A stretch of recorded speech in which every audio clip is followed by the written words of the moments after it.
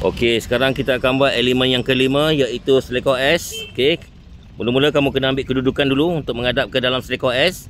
Kemudian sebelum masuk, pastikan tiada kereta orang lain dalam selekor S. Okey, horn sekarang.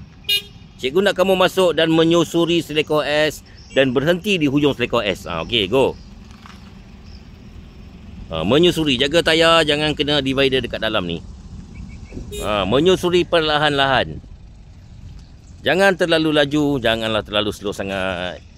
Sederhana sahaja. Menyusuri.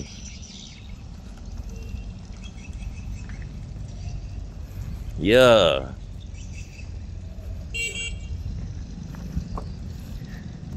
Dan berhenti di hujung selekor S. Depan sikit tak apa, depan sikit. Okey dah cukup.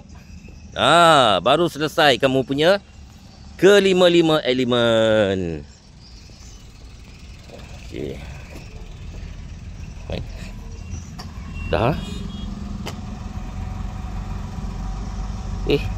Okey lah. Okey, jadi kot.